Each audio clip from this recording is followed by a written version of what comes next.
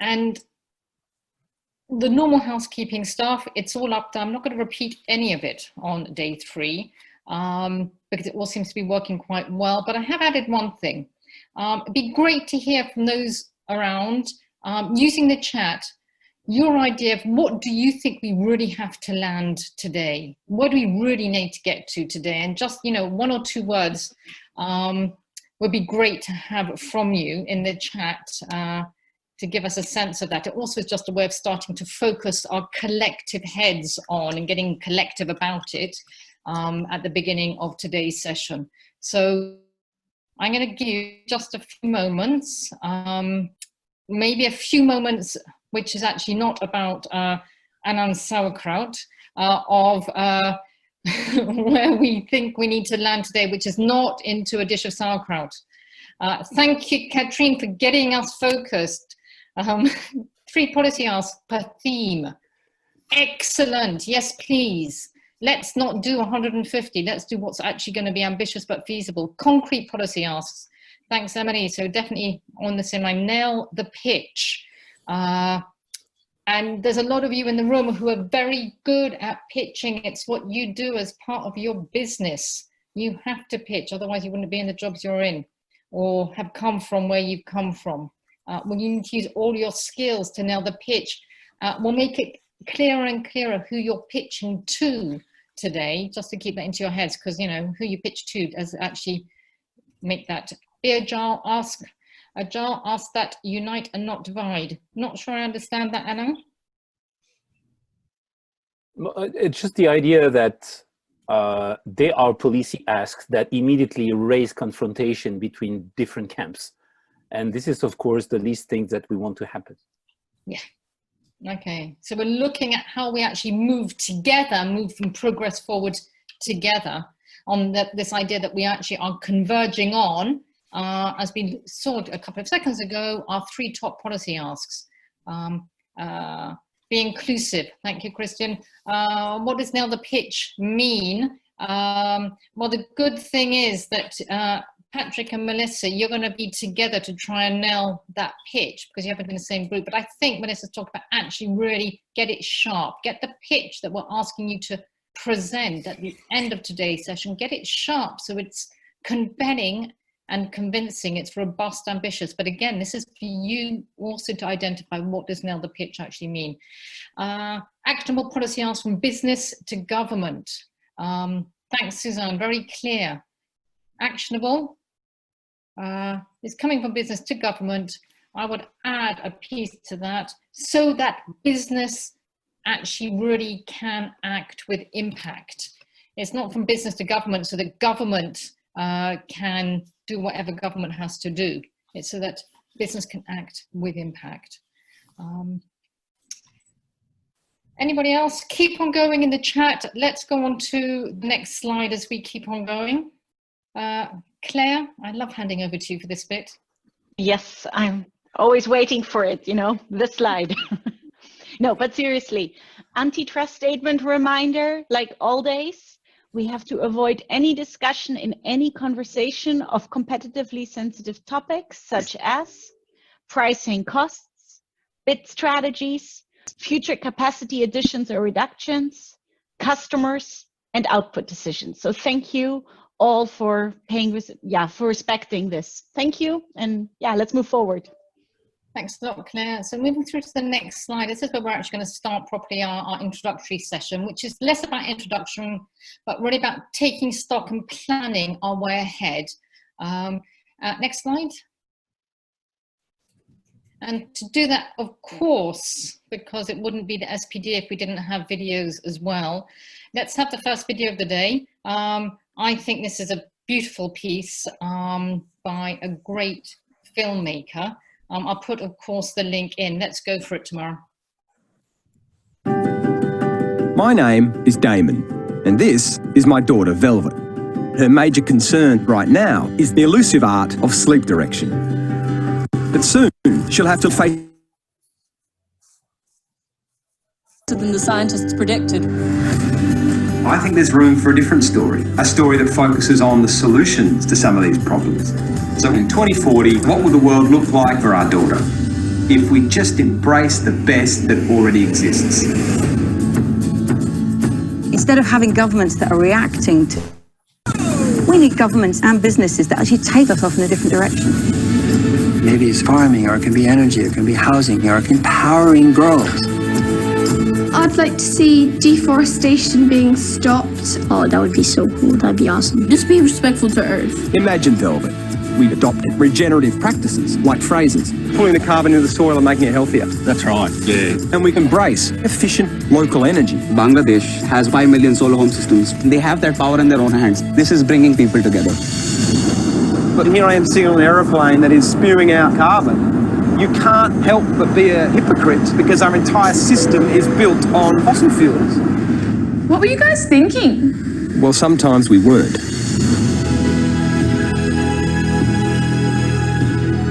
The power of innovation, imagination, creativity to sit within all people. People want to be working on something that they can see is actually helping to regenerate the world. Everywhere you look, you will see incredible reasons for hope.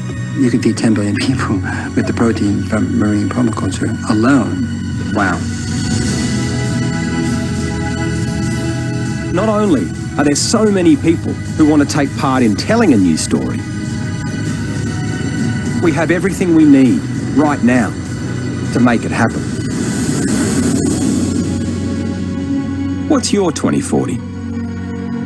I just want the future to be good. Thanks a lot, Tamara, for that. Keep in mind, I'm just going to quickly take us through what we're actually going to be doing for the next few hours. And then I'm going to hand over to Claire and to Alain to actually really give that a little bit more sense of direction of actually where we really do need to land and some ideas and pointers of how we could actually frame and take that.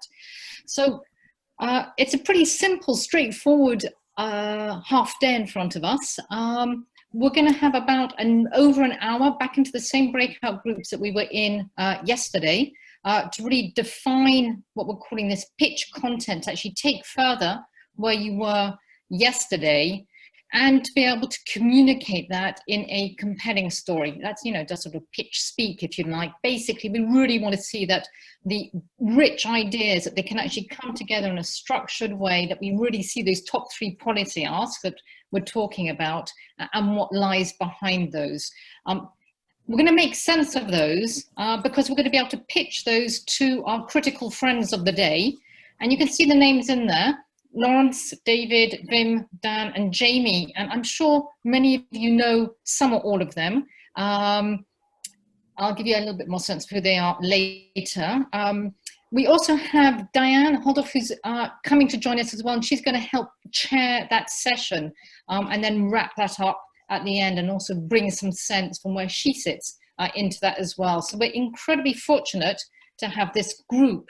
They're going to be coming and going a little bit, so we're going to have to be talking about agile, and I'm going to be really agile in terms of how we communicate, but our ability to really listen to their messages.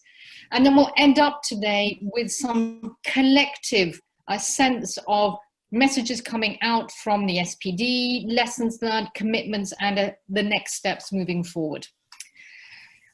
So next slide, we just, as I've done every day, here's the reminder that you actually have this in a bit more detail. If you are wanting to pull it out from the participants pack, I'm not going to go into that. I'm actually going to hand straight over to Claire right now to actually give us a little bit more sense of where we really do need to go. Thank you, Amanda, and welcome again, everyone. We've prepared just 2 brief slides. Actually, it's 3. Alain will also be presenting, just to get us grounded, to discuss where we are and where we are moving towards. So some of the summary points that the team brainstormed this morning was around strength of the science to policy dialogue, and that it really is the business voice empowered by academia and civil society. So to create policy asks that will enable business action to reach food systems transformation. To Amanda's point, it is policy asks to government, but they're there to drive business action. And the objectives that we have are to create or provide the final chapter of the WBCSD Food and Agriculture Roadmap, inform the Food System Summit action track with a robust and ambitious business voice, and also ultimately beyond the Food System Summit, help achieve the SDGs. One thing we discussed, and I was looking through it again, is the impressive amount of policy recommendations that already have been put forward and that can be further developed during the final breakout session. To the points that were just made, we might need to drill down and also choose a few. We can't do everything, but it's just great to have all that information already, and it will also help drive content for the chapter. So all of this can be used, etc. But just for today, it should be good to focus on a few. And then, least but not last, it's a vibrant and engaged group of diverse stakeholders who are knowledgeable and passionate about food systems transformation. So this really shines through all the time, and that has been very fun to see. And briefly about the next slide, because I thought that could be useful. I tend to like to think about specific steps and action items and how do we move forward. So right now we have the 3 half-day workshops. We are going to be publishing and sharing with you end of next Monday key messages 2-pager that the PwC team is working on. We will compiling all the information, all the work and the input that we have received, the background paper that we have developed, into the first part, the consumption part of that policy chapter. I put in to be confirmed because obviously timing will also depend based on input, feedback, discussion that will be happening. We are currently planning as WBCSD to launch our Food and Agriculture Roadmap November 15th. And also then we have the pre-event on the UN Food System Summit 23rd and 24th of November. And as you can see, we're trying to take quite a strategic approach to make sure that everything we do fits together, aligns, and helps drive the work forward. Linked to key events. Next February, we're planning, planning to kick off the SPD on production, because we thought we can't do everything all at once. Approximately in March, have the SPD on production, complete the full policy chapter next summer, maybe even a bit earlier. And then in fall, currently I've been hearing September, New York, but not yet official or confirmed, UN Food System Summit. And that's ultimately kind of the timeline for this year and how we are making sure everything fits together. And now we can go to the next slide. Yes, this is Alain. Thank you, Claire, and good morning, good afternoon, everyone. Because we thought that we should keep moving our brains, even if it's the final half day, and keep reflecting, I wanted, in the continuation of my, what I called a vision last night, before closing, a reflection framework that we discussed with our team this morning. Call it a framework, call it a sort of checkpoints for the policy asks that we will work on this afternoon, this morning. My initial thinking last night was to say, and that's my horizontal axis, that we will probably have different actions and policy asks according to the level of maturity of the business, government, consumer relationship. That's the thing that emerged a lot from the discussion over the past 2 days. And because I like bi-dimensional representation, I was looking for a vertical axis, and for these I've been using consumers, citizens, capability. I know that capability is a very confusing term. It only has 2 economy Nobel Prize behind it. One last year with Esther Duflo, her husband, and their team in MIT, and several years ago Amartya Sen, who was more the conceiver on that.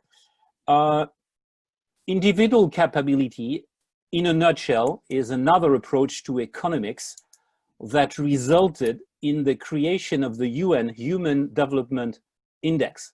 So it's something that you've all heard about without knowing that capability was behind. It's in a way the economic, cultural many aspects. Imagine all the adjectives. Capacity of choice that a given individual has to orient his or her life and making decisions on a day-to-day basis. It's a concept that has been used, well, probably underused to understand poverty, and now being sort of put in practice now with last year's Economic Nobel Prize. It's not an issue analysis, it's not peer-reviewed, that's a private joke to Emmeline. That's just something that we brainstormed on this morning. So what we have here is that depending on the area you're thinking, the country you're thinking, or the neighborhood you're thinking in a given country, where you have strong maturity of that relationship and strong capability of consumers and citizens, this is where probably we have best chances to have healthy and sustainable diets. That's the top right. Where people don't have that capacity, that capability, the importance and what we observe in practice is that the maturity of that relationship results in safety nets funded by governments and sometimes by our businesses who purchase products from those people. If I look at the left side, where the maturity is low, we either have low capability of people, and these results in instability. Think of the Yellow Jackets in France, think of all the food riots that emerge every time there hasn't been a good relationship, a good understanding of what are the real consumer citizens' needs, and they have no capability to make any choice than starving or going in the street. And then somewhere in the upper left, but I dragged it probably 4 times in this morning to the middle, and someone who likes symmetry systematically in my team systematically brought it back to the left upper corner. But I put it here because this is the majority of the world population. 4 billion people are either under or over nutrition. And so this is sort of, you know, the majority of the world population lies somewhere here in the middle with average low capability, let's say average capability, and too low maturity of the business government consumer relationship. And of course, when I think of that, when I have these representation, I just wanted to offer to you as a framework to think, what are the policy asks that we are going to elaborate, and how do they fit those different places? Can they be inclusive even enough to cover those different parts of the quadrant? And of course, we have, in a similar way, here on the top right, the calibration of business solutions that we elaborated on our first Fresh Science to Solutions dialogue 2 years ago, where that emerged from discussions with people like you. Some of you were on that dialogue. And I think that's sort of reflection that to help us reflect upon how could we check, stress test our policy as today again that framework. I think I stop here, Amanda. Yeah. Thanks a lot, Alain. And then be really interesting to have your reactions, your comments, particularly in the chat on this. Does this resonate? Can you imagine where, if you were thinking about a particular country, where you would put it on this framework? How does this work for you? We have put this slide as well into the breakout room templates, so that this is going to be alongside you over this afternoon. And we're also, I think, as Alain said, we're also very open to the fact that it's definitely work in progress. You know, if you like, sort of conceptual work in progress, but it's only conceptual work in progress because it's got to actually be of concrete value, real value as we work forward. Not just a sort of an intellectual thing that we like to think about.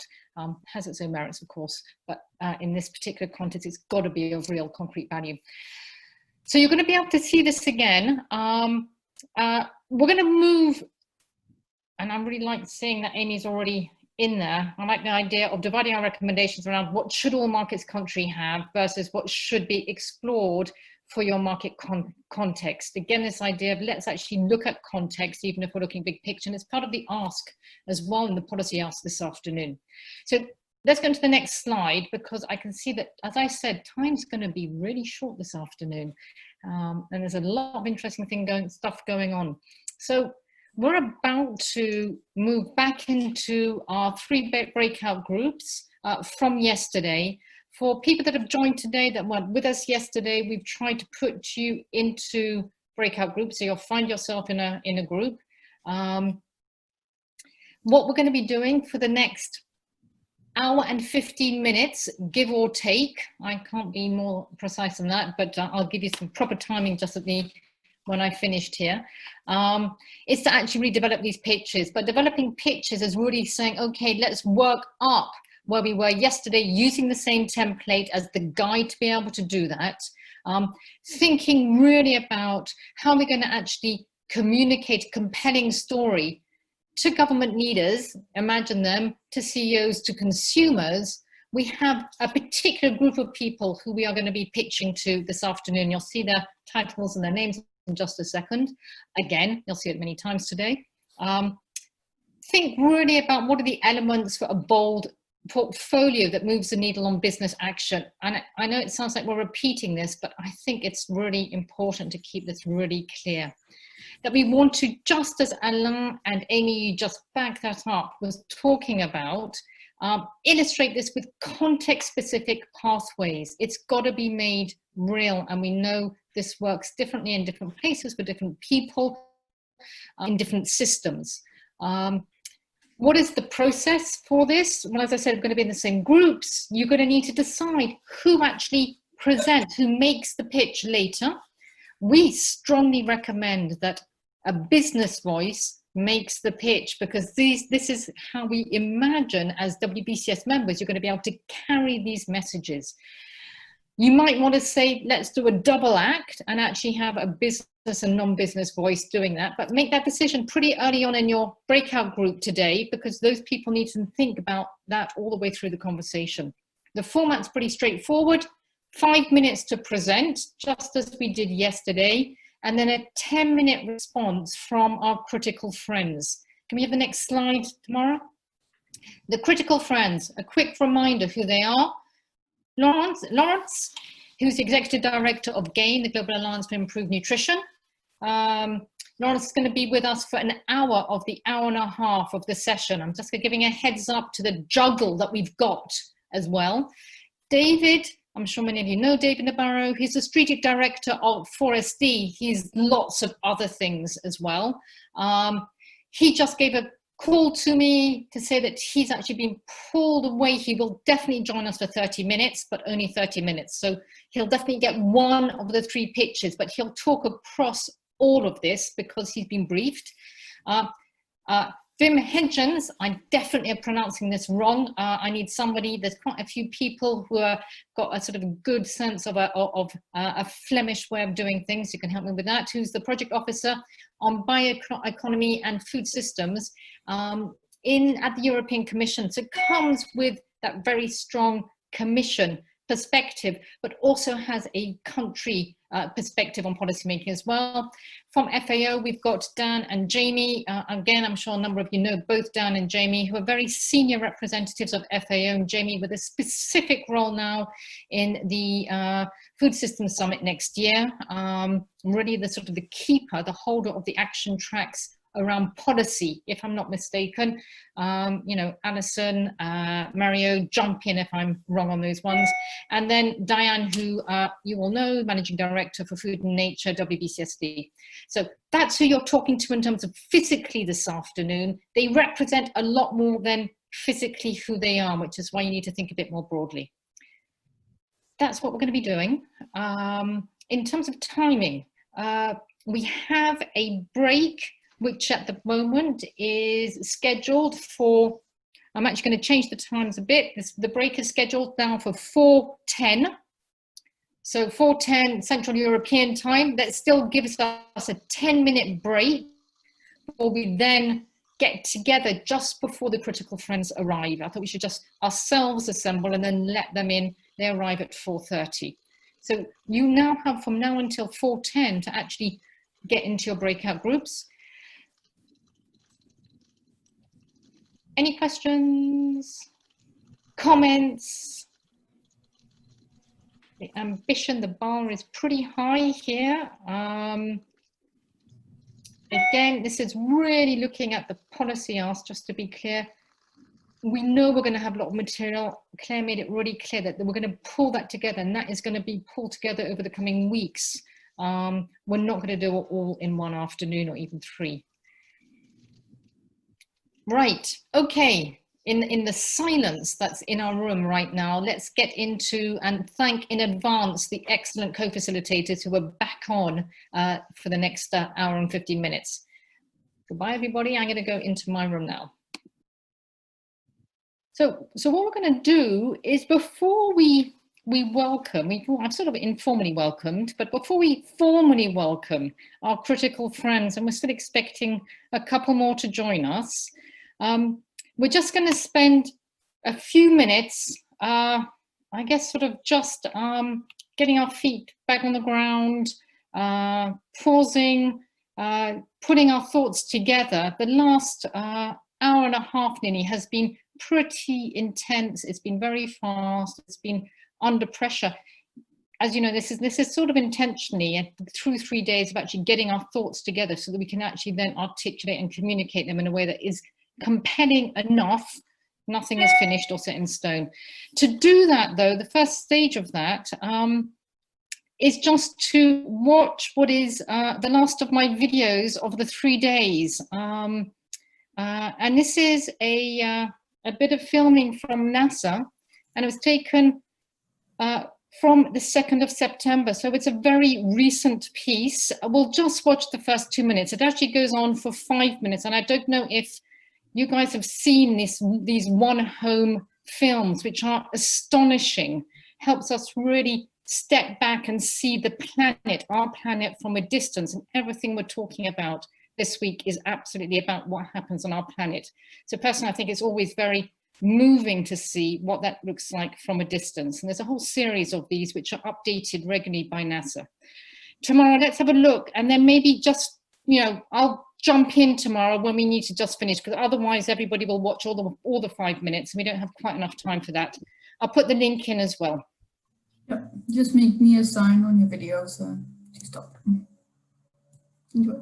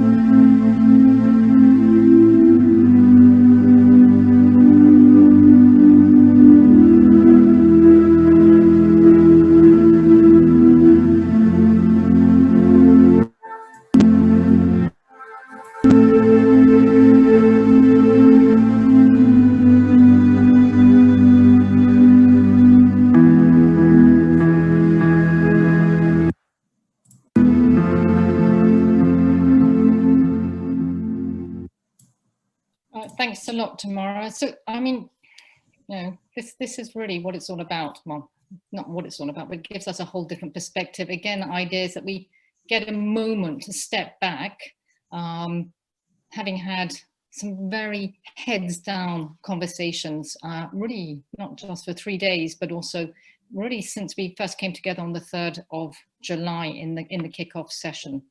What I'm going to do right now is I'm just going to very quickly just take everybody through the process for the next hour and a half, and then hand over to Diane to chair the session itself, to introduce the speakers. In that time, I'm expecting David to actually join us. He should be joining us in the next 5 minutes. And then I'll sort of jump in where needed, Diane, of course. But just so we're clear about what we're up to right now, is that we're really trying to test and improve the policy asks that we've been building up, we've been co-creating together over, as I said, actually a number of months, just not only these 3 days, and those transition pathways that accompany them.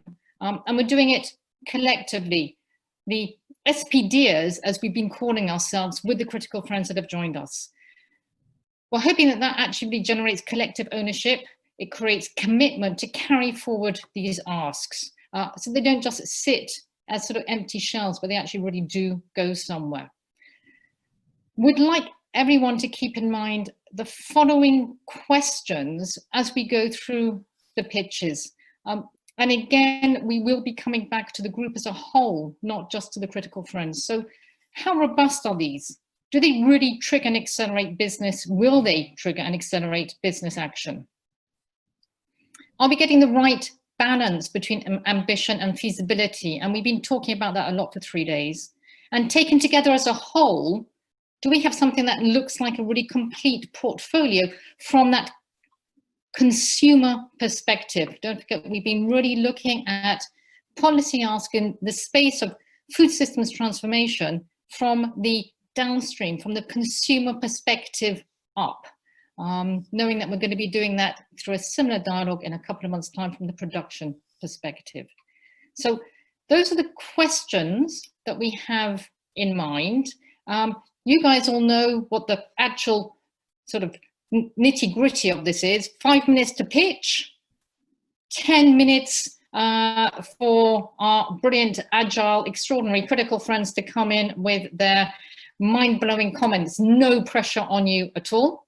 We'll do that in 3 rounds, and then we'll open that up. We'll have, we'll bring that together, and all of that is when I now have this wonderful opportunity to pass over to Diane. Thanks so much, Diane, for taking this off my shoulders and having it on yours. Amanda, thanks. You've been an amazing leader facilitator for this crowd, and I just want to give a huge shout out to the whole team that has made this possible. I haven't been able to participate fully over these last few days, but I've been getting the daily updates, and it sounds like it's been a quite remarkable time together. The strength of these science to policy dialogues is really to make sure that we frame the business voice empowered by our really key partners in academia and civil society and science and everyone who's here with us over these past few days to create these asks that we're now going to see and test that really enable action. And I think that's the key piece. Amanda, you said just now, as we look at these questions, we're really working to balance feasibility and ambition, but they have to be able to move us towards action and the outcomes that we're really seeking for this food systems transformation. So these will be tested here shortly, and I'll introduce our critical friends a bit more. Welcome to all of them. But the objectives are for us to put these to use. We have a couple of key moments in time where these are going to be really important to help frame the enabling environment that we need for the transformation on our food systems to succeed. We have the food and agricultural roadmap that WBCSD has been working on with members and partners that this will form a key closing chapter within.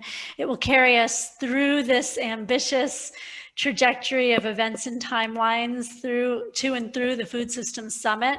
We have to remember that these are the types of things that have to show up equally because of the role and impact of the food system into events like the Climate COP and the Nature COP and some of these other points, so that we're getting these consistent, ambitious messages across these big policy moments and deeper into the types of one-to-one conversations that business can have to help achieve what we need to see coming together. As I understand it, there's been a really impressive amount of policy recommendations that have been coming forward over these last few days. And you said it's been hard work, and it sounds like it has been, but also really energizing. So a big thanks to the team for not only having the courage to bring all those forward, but then also to go through the complex and tough work of narrowing those down into what we're going to hear here now in our final breakouts sessions and what we'll get the feedback on. So it sounds like it's been a vibrant and engaged team, and the passion really has shown through, and that's what matters, because that's why we're all here. That's why we show up. Just for our critical members and friends to know, we've had over 30 participants really committing their time to this, which, as we all know, in this virtual world today, it can be really challenging. But it sounds like we're going to hear some exciting things here for discussion. So with that, let me just do a check. Do we have all of our critical friends online? Is Patrick joined, and is David here? So David is with us. Dan is with us. We're expecting Lawrence in about half an hour. So and he knows he's just gonna glide in. David's going to leave us in half an hour. So there's a little bit of musical chairs along the way. Okay. But we're set to go for the first pitch. And Jamie are here as well. Okay, do you want me to do any further introductions, or shall we hand over to the team for the first of three, knowing that we'll be hearing on demand, on offer, and on trade? Shall we just move into those? Sounds like a good idea. Tamara, do you want to just go on to the next slide? Just a reminder, just particularly because Dan and David might not have seen this yet, this is what we're actually focusing our minds on over the next hour and a half. I'm going to sort of try and do some of the sort of logistics while Dan does the real chairing. At that point then, the first group, 5 minutes, I'm handing over to Geraldine and to Emily. Please do introduce yourselves when you do speak, and maybe just cover about, who was in your group as well, because I think it's really important that those who have just joined us actually know who they're listening to. But Geraldine and Emily, over to you, and over to Abby to be able to share her screen as well. Super, thank you so much, Amanda, and hello everybody. Geraldine and I are representing a really phenomenal group. There was so much energy and so many engaged ideas and suggestions that came out of it. So we'll do our best to share what was discussed. But quickly for introductions, so I'm Emily Grady, and I work with WBCSD. And Geraldine, do you want to say hello quickly? Yeah, hello everybody. I'm Geraldine O'Grady, and I work for Givaudan International. Super, and I'm going to give sort of a high level of some of the things, the broader topics that we discussed, and then Geraldine will get into go into greater detail on our policy asks. But also just to mention some of the other people in our group. So it was expertly facilitated by Melissa and by Allison. We had companies, we had Syngenta, Nestle, Unilever, Givaudan, as Geraldine mentions. And we had as well some critical friends who have brought a lot of these ideas to life and tested and challenged some of the assumptions as well that were made. And so I think it was really a rich discussion. And you'll see we have 3 words on the screen here: incentivize, harmonize, and normalize. And I think we were all also energized with the discussion. So just to give you just a brief kind of overview of some of the topics that we discussed. So we were thinking about how can we generate demand for healthy, sustainable, and affordable food. And on the left side of the screen, if everyone can see it, it's really tiny. We had some discussions around the sort of the accessibility and affordability component, the demand generation component, and then also recognizing that although this SPD is really focused on the consumption end of the spectrum, we were interested in recognizing that there are direct links, of course, with the production end as well. So some of the solutions that we discussed in some detail were related to subsidies, subsidizing both nutritious and sustainable food. We talked about pricing externalities, incentivizing R&D. financing this transition. We talked as well about the harmonization of labeling and what labeling could bring to the table in general, the importance of education, marketing, and advocacy. We talked about the challenges with nomenclature and certain labels and terms being used or being applied or taken away from different food groups, and how that can also be challenging for generating demand for those food items. We discussed as well restricting advertising. What would that look like if we were targeting key groups such as children? We talked as well about public procurement, and as a way of really bringing public funding to generating the demand of healthy and sustainable food options, and had a conversation around agricultural subsidies and taxation. So these were a lot of the ideas that were on the table that we were grappling with, discussing as a team.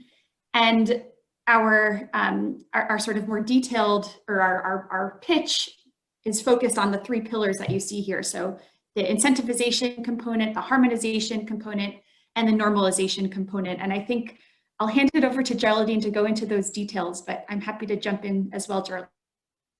Okay, many thanks, Emily. Whenever you wish. Great, can you all hear me? Yes.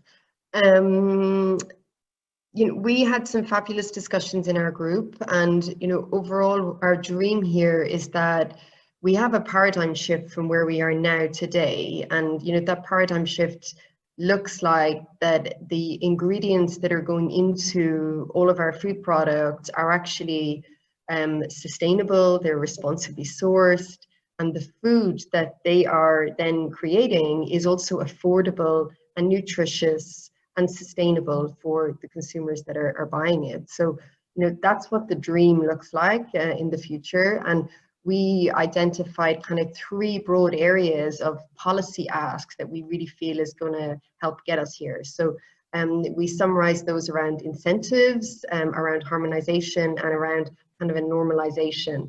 So I'll take you through each of those now.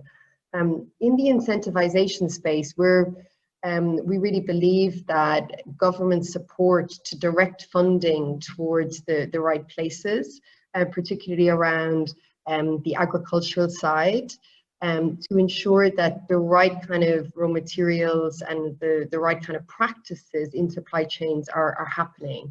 And how do we disincentivize kind of non-sustainable crops?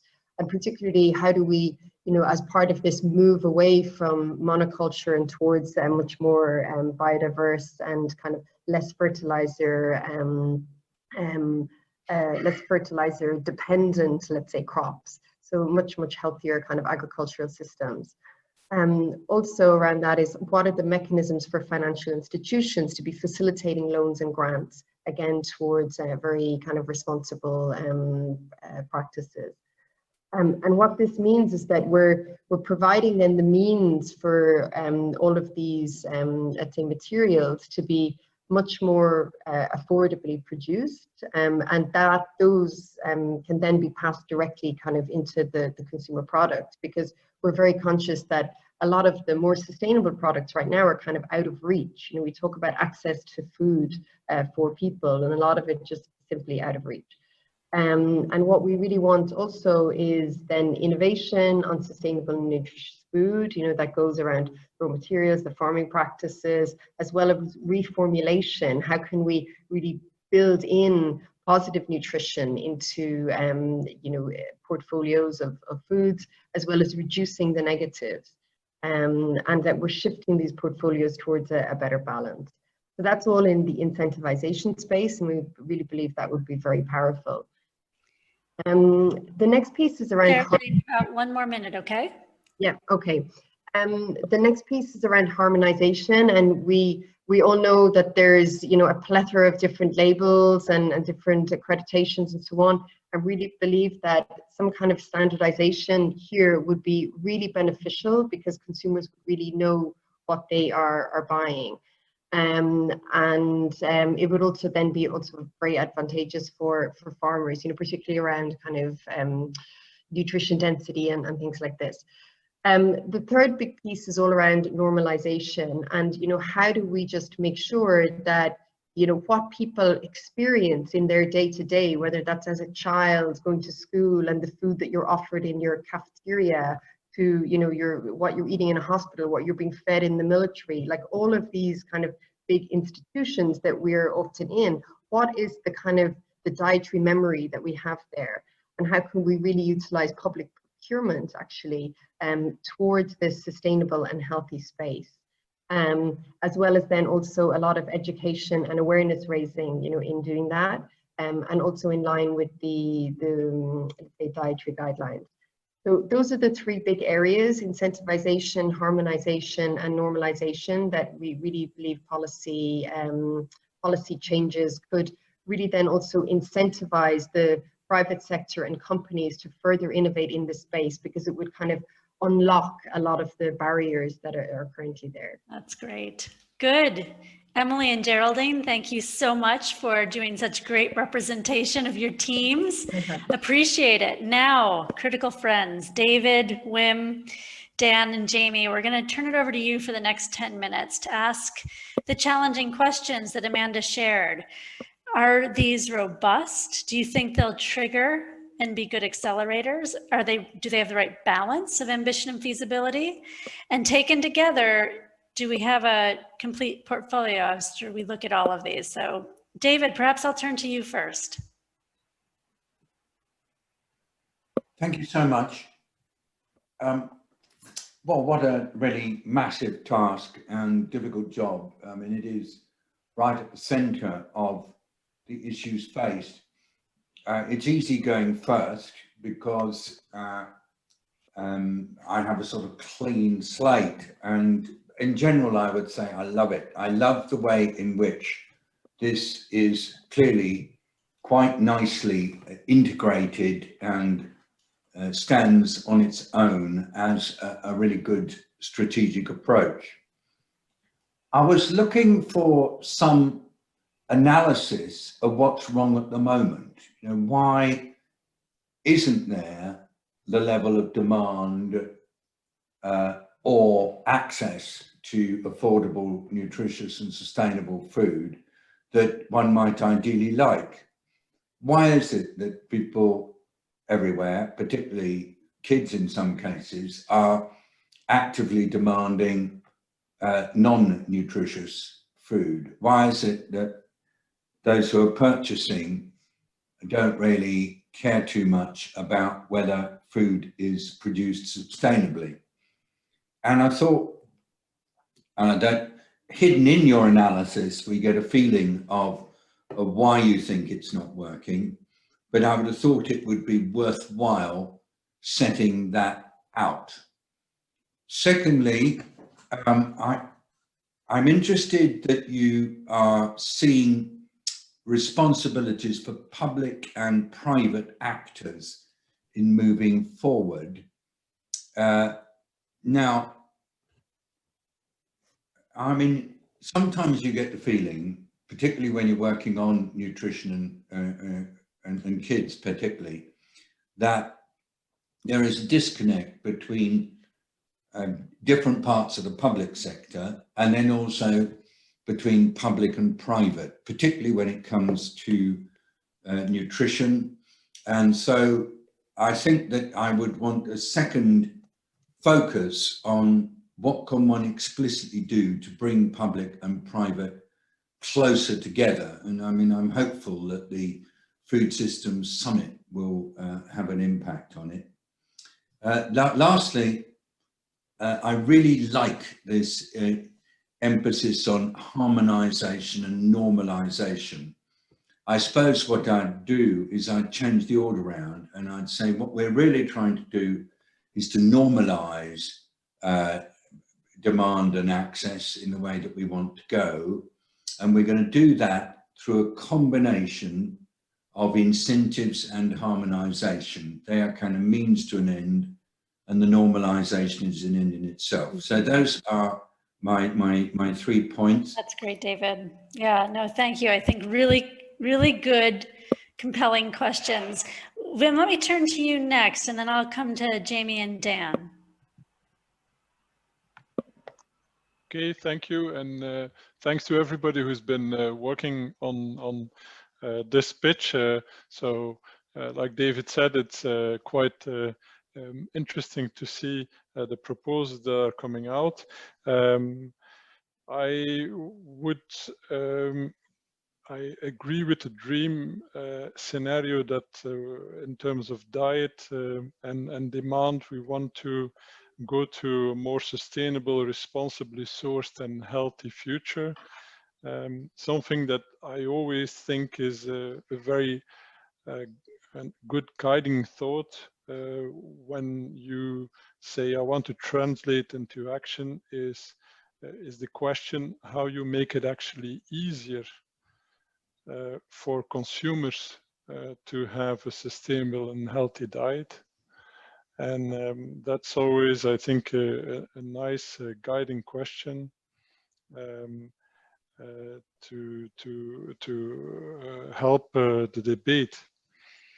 With regards to the pitch, I think in the part of incentivization, how can we actually bring producers to moving to more sustainable and healthy food. I think there is a lot already going on in the European context, where I then look at if you see that the farm to fork strategy that has been proposed in the European context has very big, ambitious targets for making our food production actually more sustainable to an extent that some people are actually critical whether this can be achieved. There's already quite a bit of framework, and the incentivization is actually much about solution building, I think, and experimentation to see whether we can actually get to those solutions. With regards to finance also, I point at the fact that there is now a sustainable finance framework that within the European Union that they work on, and that also extends to food. So that is also something maybe that I can add. Something that is interesting also is why are farmers sometimes still not responding to the nutritional needs that are coming from the market? How can we improve the market orientation also with regards to the nutritional response? There's still quite a bit of work, and I agree with David on that, that behavioral insights are needed for producers about how they actually react to market signals, also with regards to sustainability and healthy of food. And also a better behavior understanding of the consumer with regards to that is also quite needed. With regards to labeling, something that I am interested in is to see if we cannot work on more new ways to get information to consumers. I think with the digitalization, I think there is, we're sticking too much to the traditional ways of labeling, and maybe we have to think beyond that and look at a breakthrough in labeling. With regards to public procurement, yes, I think that there's a big potential there. We hear that from many sources to actually engage more with citizens about the future of their food, and also to give room to experiment. Wim, thank you so much. I think I'm going to jump in. These have been incredibly good and insightful feedback for the team. I just want to make sure that we allow some time for Dan and Jamie to share their feedback as well. So thanks, Wim, for that, building on David's great input as well. Dan, perhaps I can come to you next to share with us in a few minutes your feedback to this team as well. Where would you guide them to take this further? Okay, no, very good. Yes, thanks very much. No, I agree with what the earlier comments, particularly David. I think it's an excellent way of dividing this up and looking at how we would tackle these. Just a couple of quick comments. I think, of course, like all of us, we're thinking not only about food systems, but about the impact of what we've learned with COVID-19 and the disruption of food systems in the meantime, and what that would tell us, or what insights that would give, and so on. And in particular, with the disruption, really massive disruption of parts of the food system, particularly between, let's say, the more institutional side, what the parts of the system that are food production and consumption that went into schools, hospitals, workplaces, and so on, that part that went into restaurants and let's say that whole restaurant sector, and then what happened to people in their home consumption. And there has been, I think, just a lot of new thinking on innovation. So my first comment on the incentivize would be to highlight a bit more on innovation. I think there's going to be a lot coming out that we've seen in terms of online shopping, in terms of direct sales from farmers to communities or to individuals and so on. I think particularly in that segment, let's say in the middle between the production end and the consumer end, we're going to see a lot of investment in innovative ways of doing that. And I think I would highlight that a bit more, but I think that first incentivize one is really good. On the harmonized part, I think similarly, I think there is an element in this of trust, not just on standardization and labeling, but really on building trust across the system or in different parts of the system that would, I don't know, help us all get on the same page with regard to what's nutritious, what's healthy for the planet, and so on. And I think this sort of building trust through standardization and labeling and clarity and so on is a big one.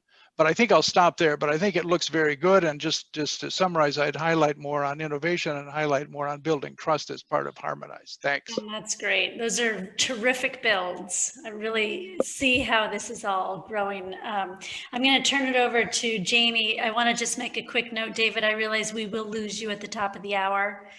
So let me do a quick shout out of thanks to you for joining us here and being one of our critical friends and feedback. We'll look forward to further follow-up. But Jamie, let me now please turn to you for closing feedback on this first pitch. Thanks, Dan. Let me try to build on a couple of points and maybe focus in on the incentivize initially. I think 2 points here. David made a very good point about bringing public and private sector closer together. And I think if we look at how we create financial instruments, products, this could be a great way of doing that. How do we build in conditionalities which encourage responsible sourcing, sustainable action throughout the chain? So I think that's one area where we can dig a lot deeper. In relation to repurposing, and I think there is still a key role for government in directing incentives, but a couple of words of sort of caution, I guess, on this. Firstly, we mustn't throw the baby out with the bathwater. We've seen through processes of structural transformation in agriculture and food sectors over the decades that targeted subsidization has played a critical role where markets are thin, where markets are not delivering the right incentives. So I think we have to learn from those. And just because we struggle with the current agricultural subsidy package in OECD countries now, it doesn't mean that elements are not relevant in some contemporary developing countries. I think also in relation to the subsidies, how do we create a sort of new repurposed set of subsidies where we have some sort of option to get out when they're not working anymore? I think, again, subsidization programs have a tendency to become embedded, and it's very difficult politically then to step out of that. So I think if we're redesigning repurposing, we need to think about that get out option at some stage. Very quickly on the sort of harmonization and normalization aspects, I think 2 quick points here. Firstly, when we talk about, I struggle a little bit sometimes with normalization, given that we're working across contexts where consumers face very different realities with respect to the choices that they can make. So how do we build that in? Perhaps by thinking through different sets of policy interventions of relevance to different sets of consumers in different contexts. So again, that was just a sort of more a reality check, I guess, as to how we use some of these instruments going forward. Thank you. That's great, Jamie. Thank you. I think those were terrific builds. I have a feeling we're going to be coming back to some of those when we come to the trade pitch as well, because of course these things are all very connected, but I would imagine some of that will play in here as well. So huge thanks. Great feedback for this first team. I think it's time to head now to the second pitch. David, any quick closing comments before you head off the line? David, you're on mute. I just sense that all of us felt that in the circumstances, this is a remarkably insightful analysis, particularly the three pillars: incentivize, harmonize, and normalize. And I just would like to congratulate the team for the way in which they've done this. As you can see, we've all slightly focused on bringing different pieces of the puzzle together, and that's an inevitable thing. That's because I think all of us operate at these interfaces, and I hope that you don't see that as critical. It's more taking what you've done and plugging it one stage further into the institutional context and the ecosystems with which we're familiar. Beautiful work, thank you. Sorry to slip off. Brilliant. Thanks so much, David. Take care. Thanks. And I realize that we'll be welcoming Lawrence shortly. Amanda, please let me know when you see him come on the line. But why don't we give a huge round of applause to Team 1 for first pitch, and we will move on to Team 2. So we should be having now, I think, Catherine and Seble, are you coming on now? Yeah, for offer. Excellent.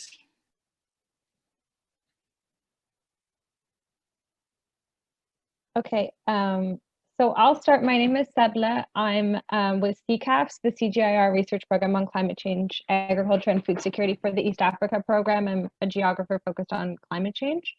Katarina, do you want to introduce yourself, and then I can say who was on our team after? My name is Katharina Hilka, and I'm driving the sustainability program at Bühler. Okay, great. And then our team, also let me know if I've left anyone out. We had MIT, Kellogg, Pepsi, WBCSD, of course, Capitals Coalition, DSM, PwC. I hope I've gotten everyone. Okay, so I'll just start with doing kind of the more macro scope, and then Katarina is going to take us into the details sort of our approach. So our overarching targets are around having a sustainable and healthy climate smart food system, and breaking that down in terms of what that can look like is really important in our policy ask narrative, to have these transparent and traceable metrics and for sustainability outcomes, both socially and environmentally. And also looking at that sort of space, we brought up some of the challenges of what this could look like, and any barriers in achieving some of these asks. So what we thought could be a helpful macro scope was to kind of connect these to any national or regional climate and biodiversity commitments, and also kind of scaling this up if these are not ambitious enough targets. So that can feed into things like reduced carbon in the supply chains, and improved biodiversity and ecosystem outcomes, or natural capital outcomes, but also linking that to health outcomes. And really important within this is transparency and having holistic approaches and incorporating the use of different technologies. We also talked about the issue of subsidies, and potentially looking to other spaces such as the climate movement around phasing out fossil fuel subsidies, and how can that be kind of a learning experience for the subsidy transition for food systems. I think that's enough for the macro scope, and I can give it to Katarina to kind of share the more concrete steps we had for this. Thank you, Sibylle. Please go to the next slide. So on here you can see on top the macro trends and topics that Sibylle just mentioned: reduction of carbon in supply chains, improved biodiversity and natural capital, and health. We see as enablers transparency and traceability, the holistic approach, valuation, science-based targets, metrics, the adoption of new technologies, and the combination of business and research to inform faster and more agile policies. So our policy proposals are that we would like to have a standardization and harmonization of reporting requirements across agencies, market, and regions. We ask for a diversification of crop production. We promote a net gain requirement of natural and social and human capital. If we see it holistically, we strongly believe when we give a value to natural, social, and human capital, and not just to the tons of product that are coming from a farm, then we have a chance to really change also the subsidy system. And therefore we see for sure a transition of subsidies that is also a result or an influence on the consumer pricing.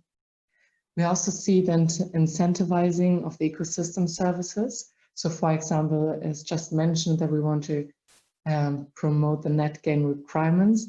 We see, for example, that new crop rotations, the protections of new commodities and regenerative practices needs to have a value for farmers, and not just that they do it to protect their yield, moreover to give them a second business model to generate value. And therefore we also see the investment in infrastructure, for example, composting and the end of life for goods and services. This means that we see that the raw material that we have should be used for the entire life cycle. Therefore, we also want to have a harmonization of and regulation around green labeling. So as it was already mentioned earlier, it is very important that we declare the products and that we declare and bring the facts on the food products. So for example, having carbon labels or having a label or declaration that addresses also biodiversity. So we see this as a must. And we want to change the food guidelines for nutrition and sustainability to to collaborate not just between business and universities, but also to bring in much stronger governance. Thank you. Great, Sibylle and Katarina, thank you so much. That gives us time now to turn to our critical friends for feedback on this second pitch. And just a reminder, what we're really looking for again, let me pause and just say welcome to Lawrence Haddad, by the way, who has joined us now. Lawrence is the Executive Director at GAIN and is joining as part of our panel for feedback on these policy pitches. And we're looking for how we really hit the right level of feasibility and ambition with this for how we trigger and accelerate business action. So looking forward to you joining in, Lawrence, but I'll give you a moment to hear from some of the other panels of critical friends. Dan, why don't we start with you this time? Ask you to share some feedback to this group first, and then I'll continue on to Wim, Jamie, and then to Lawrence. Okay, thanks very much. No, this is very, very interesting, I think, just packed with information and ideas on both of the slides.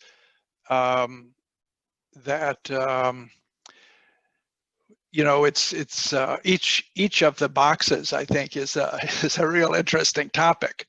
I think given sort of the complexity of what's included in all of this, which I would say looks really good as a summary really of the overall food system, and looking at this overarching goal of sustainable and climate-forward food systems, I think it would be important to highlight in here that, you know, of course, food systems vary across country, but even within a country, what type of food system are we looking at?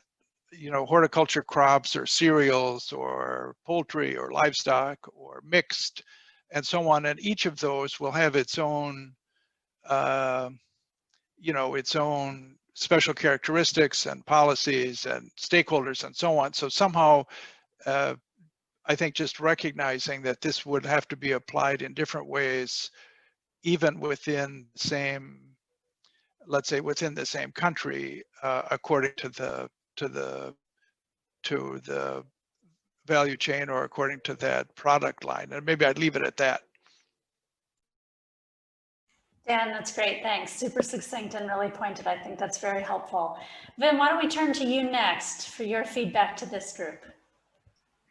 Yes, thank you. Thank you again to the group for a very comprehensive pitch. I think there's, like Dan said, a lot of material in there, and you can talk a lot about each different part.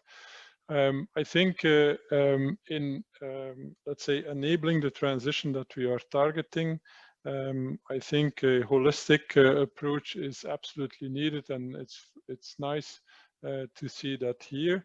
What are then the concrete enablers for that, and how do you put holistic solutions or systemic solutions actually in practice from a producer offer perspective?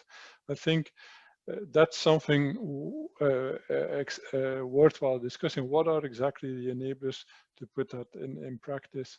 And indeed, I agree, transparency in data is absolutely needed. There a lot of metrics can be improved. We have to look at new technologies, but one of the things that the science advice mechanism of the EU brought in its recent study about sustainable food was that there is a clear deficit also in social science. If we use a more holistic approach, we need to know more about behavioral aspects, and that will be instrumental to finding the right solutions, but it will be also instrumental to engage with the public about the future of the food that they actually want. Something that also links a bit to transparencies and to what Dan said is we need still to improve the evidence base of a food system that is very complex and very diverse. R&I has a big role to play there, and I think the private sector can also contribute to that, to understand much better how food systems vary and how you can intervene in there. That should be almost public knowledge. Sometimes I wonder if you didn't have the very clear evidence base that was created on climate change, what would climate policy today look like? We can increase the evidence base much more on food systems and food system science to enable action. I think I'll leave it at that. No, great. And some really interesting, important points in there as well around the data and the use of social sciences and how we draw some of those pieces forward even here as well. So thank you. Nice builds on what was shared by Dan. Jamie, let me turn to you now for feedback to this group. Thanks, Diane. And I think, yeah, again, I'd also agree that a lot of good ideas about what needs to be done have been put on the table, but also reflecting, I think, a bit what Wim was alluding to. It's really how do we move from that what to the how? And I think there's a number of comments just to make in that respect. The first, linking across some of these enablers, I think would be particularly useful. For example, how do we use new technologies, or how do we ensure that the adoption of new technologies facilitates issues around transparency and traceability? I think that could be one to look at. So we're not pushing ourselves into a situation where we're going down a path which makes it much more difficult either to take a systemic approach or to have that sort of transparency, traceability built in. Another point, I think, I like the point around incentivizing ecosystem services, but it also raises the question yeah, how do we go about that? Is this a sort of direct incentive to producers to alter the way in which they're producing, or is it somehow indirect through the way that we're changing consumer behavior in terms of what they're demanding? You know, what is the most practicable way in different contexts, given different institutional capacities, different sort of, as I was saying in the last one, different situations facing consumers. And the third point, just about how do we move towards a sort of a harmonization of regulation, whether it be on whatever aspect it be on. We have a bit of a challenge here in simplification in the context of sort of extreme complexity.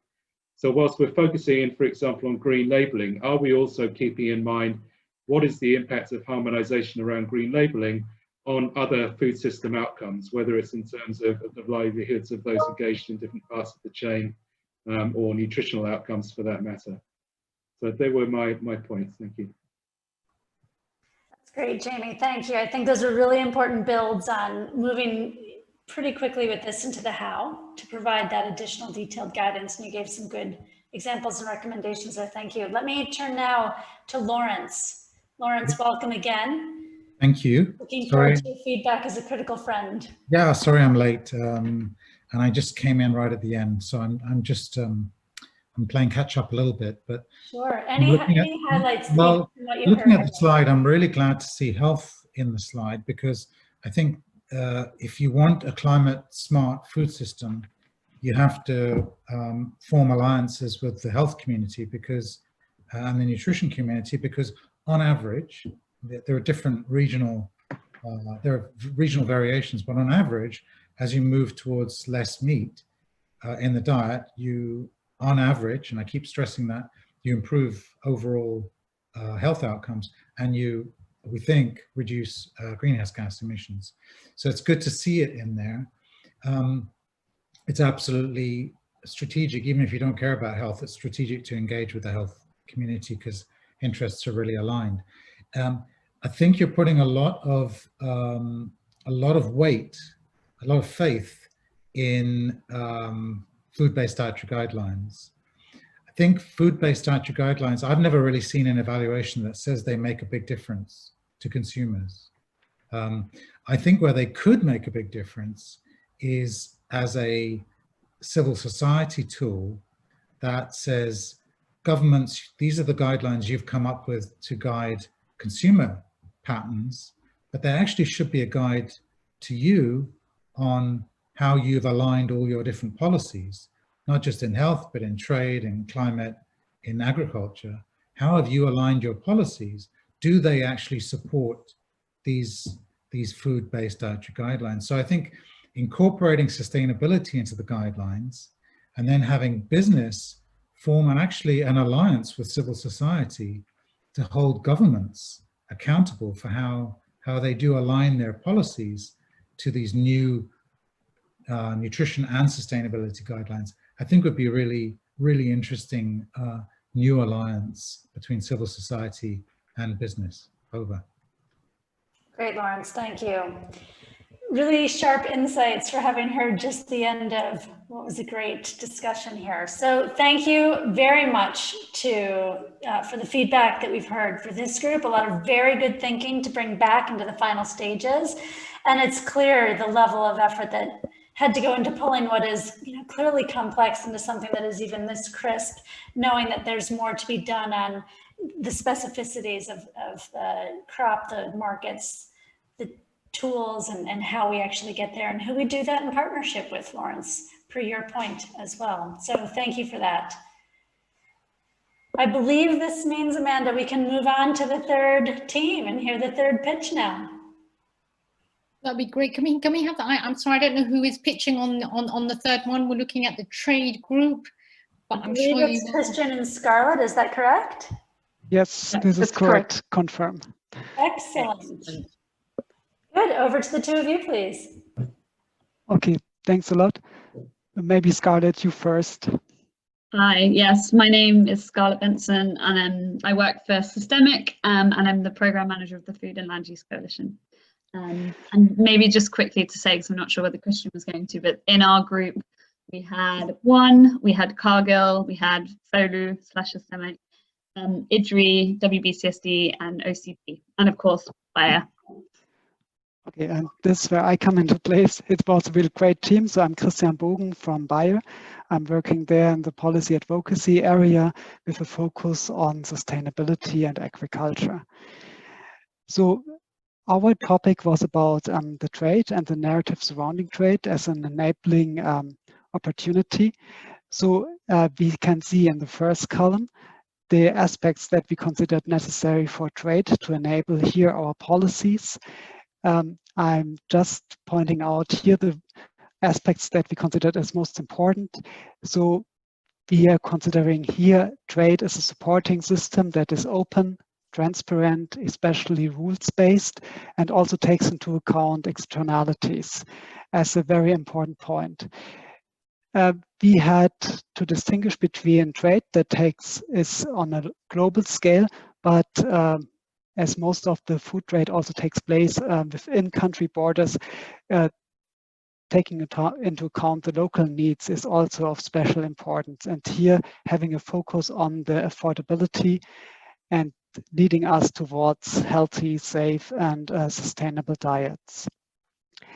An important point that we found that here innovative partnerships and co-creative solutions can actually support within this narrative and also to provide and improve access for consumers. As a major headline, we have here the aim that a positive trade system actually mixes between those global and the local aspects and really provides for healthy, sustainable, affordable food. Predictability is also a major enabler when it comes to allowing trade of food commodities and further crops, equal distribution of value across the value chain, which we also considered as of highest importance, and also allowing us to enable here innovation due to the predictable environment. And just as already mentioned, considering the externalities like carbon footprint. So now coming to our proposed policy solution. So we have here a focus on subsidies, especially for those foods that is considered as healthy and sustainable, and especially also to reduce subsidies that are negative and currently existing. Infrastructure investment was also considered as a major level, especially when it comes to reducing food waste, for example, through an improved storage infrastructure and also processing techniques. And then we're coming to the regulation part, actually giving the frame of this enabling trade environment, which should be also on a multilateral level. Important aspects here are especially capacity building on the government level. We also focus on establishing international agreement and global food standards, so taking up the motives that we heard before in the two groups. Transparency also as a major point, and also true value accounting when it comes to externalities, leading us back to the carbon footprint. Especially when it comes to corruption, fighting against this is of highest importance here, really to enable a level playing field and also to leverage the capacities within different environments. Innovation is here an additional aspect, incentivizing innovation, consumer education, government capacity building, just to repeat what has been already mentioned in the previous groups. Of course, we also had a look on the barriers and the levers, and these basically also mirrors the solutions that we have identified before. So we see, for example, for the barriers, the unpredictable environments as a major concern, tensions between different states. So having here an integrated and multilateral approach seems for us as a most important aspect. And now giving up to you, Scarlett. Thank you, Christian. So I'll just quickly talk on the sort of evidence base. So We were aware of a number of different resources and sources that write on trade, particularly with sort of sustainable food systems in mind. So the Hoffman Center wrote a paper on trade and sustainable food systems. We know IFPRI, the International Food Policy Research Institute, does a lot on trade. And here's a plug from me, the Food and Land Use Coalition, along with EAT and PIC, are launching the Food Systems Economics Commission, which Lawrence is very involved in. So it's an interdisciplinary academic commission that's seeking to equip political and economic decision makers with tools and evidence, and trade will be one of the key topics that they will look at. And we also talked a bit about the UK, and they had launched a task force called the Global Resource Initiative, and that was looking at the UK's overseas footprint. And we think, it's really important for other countries to look at similar things. So that's definitely a good one for people to look at. And we also talked about FABLE, which is the Food, Agriculture, Biodiversity, Land and Energy Consortium. And they do a lot of modeling of trade for sustainable food systems. So it's another good one to look at. But I think the key message on the evidence base is, yes, this is something people are looking at, but trade is hugely complicated, and I certainly don't pretend to fully understand it myself. And there's a lot more research we think that's needed. And then just finally, in terms of calibrating on positive impacts, I wanted to pull out two of the examples here. So in the win-wins, and this was mentioned across all of the presentations, but we felt that greater transparency for consumers would ultimately solve a lot of problems across the system. And we think that that's chiefly enabled by things like labeling, but also digital technology, and governments having a role in, ensuring that open data architecture. And then finally, on the trade-offs, we recognize that trade, long distance trade, international trade is very important in terms of the resilience of the food system and making sure that we have access to sort of healthy and diverse foods. But that in some situations it can be more have a higher environmental footprint if food is traveling a long way, but that's not necessarily the case. And so again, we think transparency is really important in actually giving consumers the information about whether they should choose to eat a locally grown beef, or whether they should eat an avocado that's flown in from Mexico. And depending on their decisions about how they want to eat, then they can make a decision. So I will stop there. I think maybe just the one last thing to add is that trade obviously is a system, and so we really emphasize the importance of taking a system approach to this and making sure that governments are talking between departments, because it's not just one ministry that's going to tackle this issue. Thank you. Thanks, Scarlett. Thanks, Christian. You have represented the team well. This is the third area that demonstrates the complexity of the system, and again, have done a remarkable job pulling it into some quite specific and tangible recommendations. But let's get feedback now from our critical friends. Lawrence, perhaps I can start with you and hear some of what you would like to share to make sure the team is thinking about as they take this into their final next steps. Sure, thank you. Thank you, team. This is a really tricky area, and it's actually not one that I'm a massive expert in, so or even a minor expert in, but I'll give you my opinions anyway. I think you're pretty much on the right track in all of these areas, and I like the fact that you've kind of taken a holistic view, much as the previous team did as well. I'm quite a big fan of ethical trade certification. I don't see any certification mechanism or I can't see it in the slides. Maybe it's there, but I'm missing it. But I think, when you think about what's going to drive this system, consumers are going to be part of this. And with COVID-19, I think there is more interest certainly from middle-class consumers about where their food is coming from and what are the conditions, about the provenance of the food. Where is it coming from? What are the conditions it's generated under? And what kind of checks did it have to go through to get to me? So I think it's worth looking at ethical trade again. That tends to be focused on the conditions, the working conditions, and of course that's very important, but there may be other dimensions one can add to the ethical trade. Yeah, there may be some additional things one can add.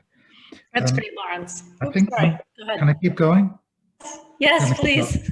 On tariffs, on subsidies, I think it's easier to reduce tariffs than it is to introduce subsidies, I think. Again, I'm not an expert in this area. Just from some of Gaines' work, we've convinced governments that to reduce tariffs on some key nutritious foods, because A, they don't really generate as much revenue for the governments as they think they do, and B, if they did, it would improve the availability of certain nutritious foods, which would have a big economic benefit to the country. So that's one thing to look at. I think a lot of countries have export processing zones for companies to generate, they give them lower rates, lower utility bills, preferential, lots of breaks. And these are mostly foods for export. But again, there isn't much of a nutritional health or healthy food dimension to that. It's whatever generates the most trade revenue, foreign exchange revenue for the government. But there could be you could think about the kinds of businesses and the kinds of products that are produced in those export processing zones.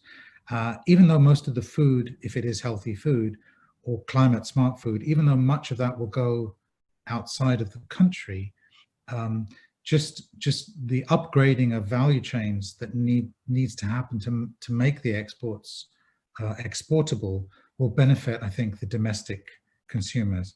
And then finally, there's a reference to food safety standards, and I guess this is the sanitary and phytosanitary standards. And I think they're very narrowly defined, and I've often wondered why we couldn't make them slightly more broadly defined. However, the counterpoint to that is that they're often misused as a trade restriction and trade blockage political tool. But I thought a lot of the things you said were really good and really important, but I always come back to what's the incentive that will make these what's happen. Over. That's great, Lawrence. Thank you so much. Some really key points there around ethical assurances, the role of tariffs in this, and how we might focus in on export zones. So I think what I will do is I'm going to turn to Jamie next. And then from there, Dan will ask you for your views, and Wim will give you the closing on this one. So Jamie, please, over to you to build on what Lawrence has shared. Thanks, Diane. I must confess, this is an area which I've spent many years in, the whole trade negotiation debates around trade and food security, etc. So forgive me if I get a little bit technical on some of these. You know what you're talking about, Jamie. Take it away. No, well, not necessarily, but I may get a little bit sort of anyway, no, I think that the point that Christian made initially, that it is the predictability which is key, and for that we need a rule-based framework, but that framework needs to be considered at different levels. At the national level, as Lawrence has hinted at, this is a highly political issue, particularly when you come to look at the affordability of food. How do we ensure that we have public and private sector working together to forge a rules-based system whereby, it doesn't come as too much of a shock that government imposes a tariff or restricts exports of a particular product, as long as that falls within particular rules, and then the sort of private sector traders and operators can act within that. So I think that one's key, but we also need to reflect the fact that has to be operationalized within a sort of global level set of rules. And the struggles that WTO and the negotiators went through in the context of defining what was meant by food security, let alone some of these other aspects related to food systems outcomes, is illustrative of some of the difficulties. How would we actually define healthy, safe, nutritious foods as a group of whatever it is, 190 member countries, all pushing their own particular products? How would we ensure that externalities can be brought into the thinking? I mean, Lawrence had mentioned sort of food safety regulations before. We have the Codex Alimentarius, which gives a baseline at least for that. Do we need something similar? A Codex Planetarius, for example, which brings in sustainability standards and indicators which would need to be respected in conducting international trade. I think that the final point that I would make is in relation to, again, the point about COVID has been mentioned, but we are working in quite a different context now, where both consumer perceptions, but also the ability of food systems to deliver food where it's needed at an affordable prices has been disrupted.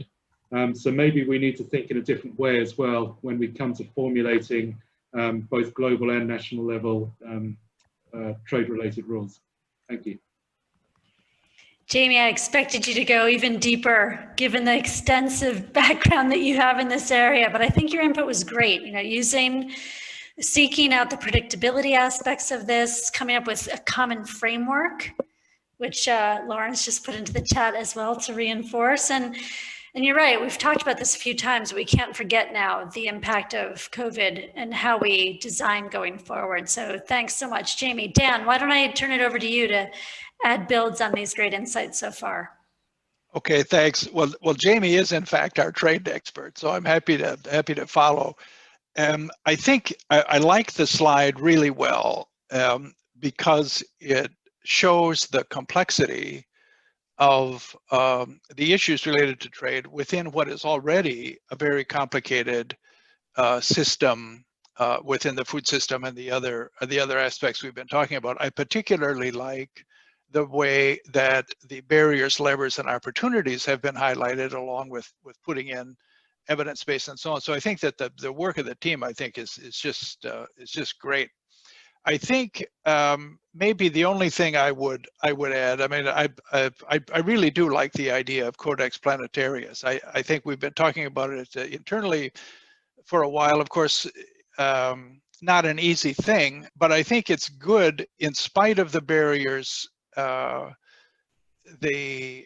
are highlighted here and what the others have said in reaching agreement on this between countries and the political implications and so on. But it's good to be ambitious on this. I think there are opportunities, and it's going to take a long-term solution. We know that trade is part of the solution. It's also problematic in how it works and what the barriers are and so on. So I think that I guess my only plug would be to be ambitious on this. I mean, recognize the difficulties, include the barriers, but be ambitious.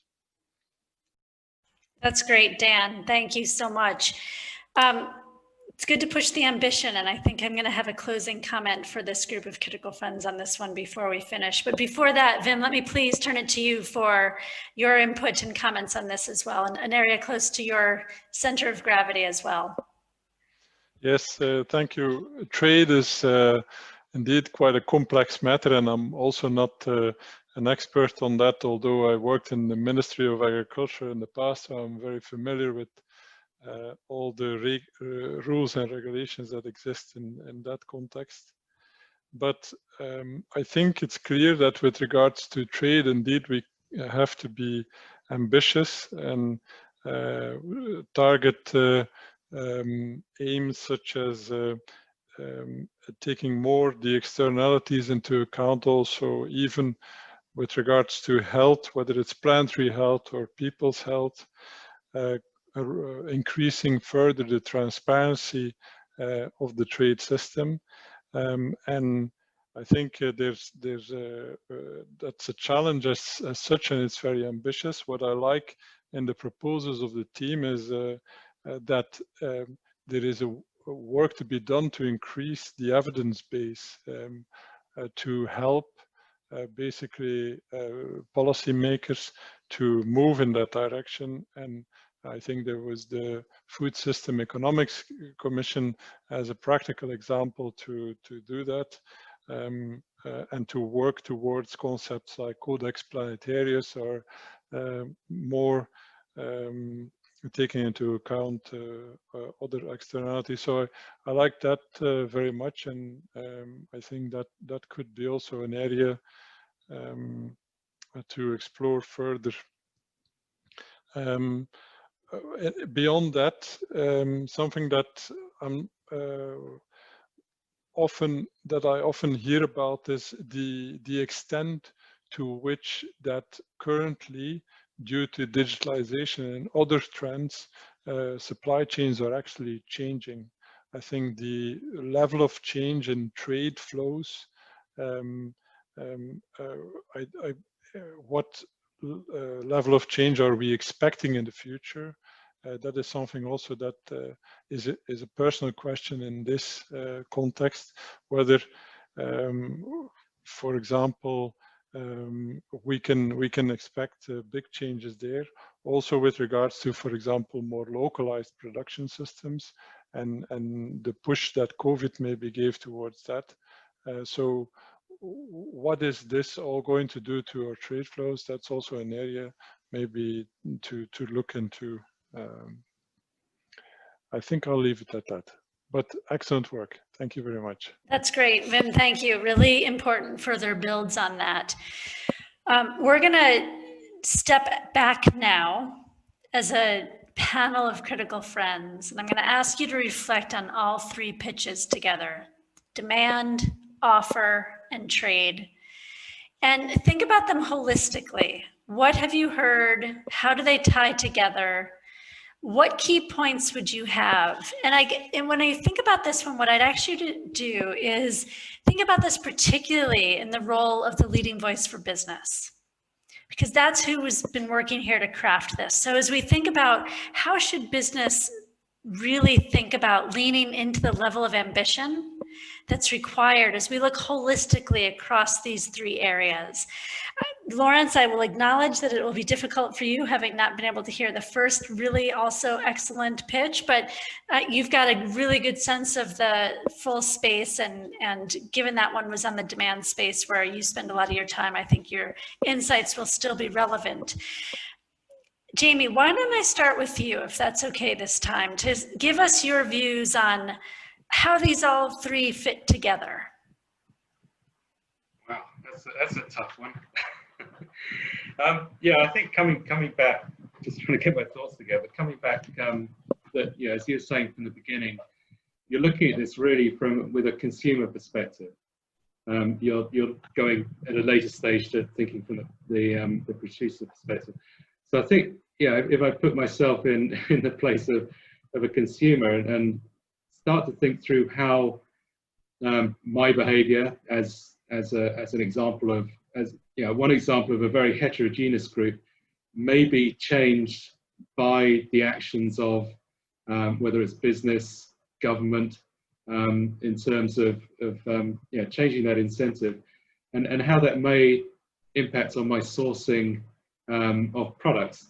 I think that may be one way to start looking across the different parts, because then you've got, you know, the first one, which was looking, I guess, at in part about the sort of how do you sort of incentivize through a repurposing of subsidies or through different financial incentives, through to the second one, which was looking more at the specifics in terms of the instruments, I guess, whether that's sort of in terms of labeling or in terms of innovative new technologies for increasing traceability, accountability along the chains.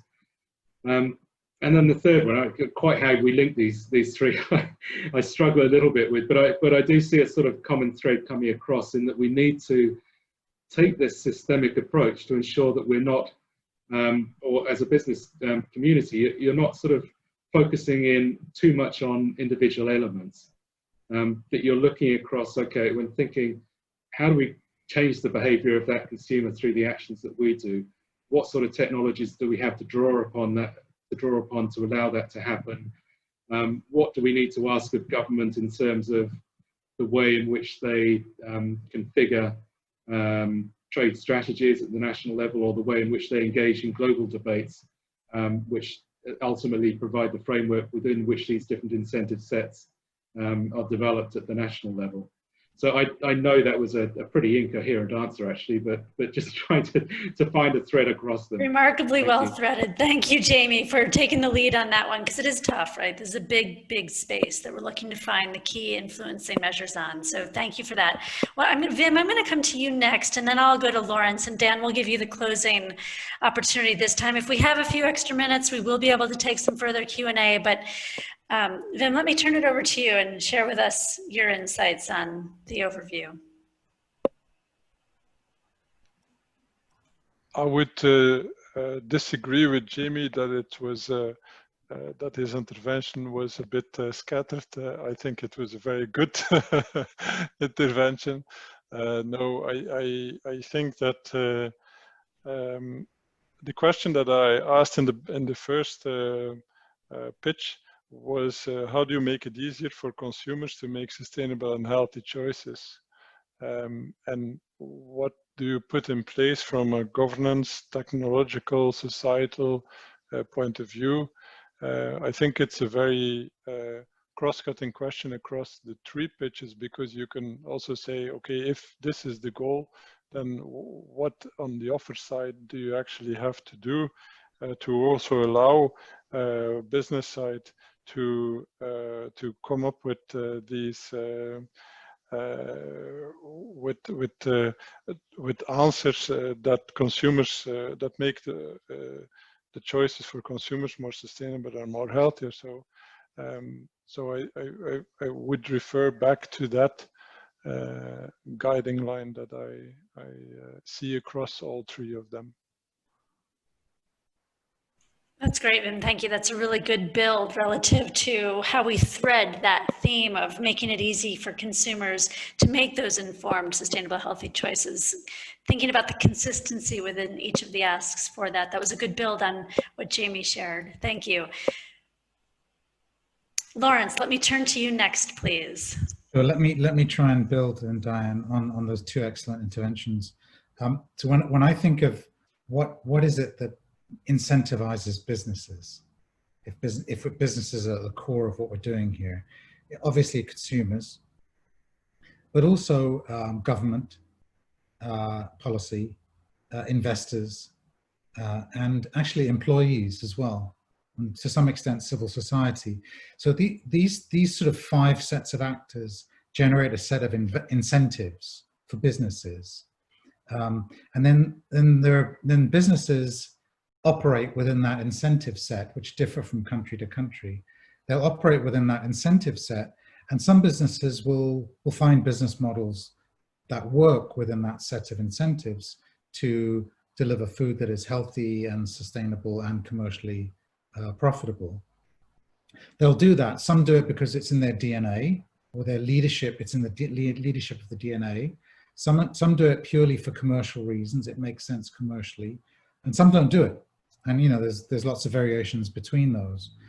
So I think the challenge is to figure out how can we identify the key companies that work within the space, emulate them, highlight them, you know, call them out in a positive way, and say, you know, you're a real leader in this space.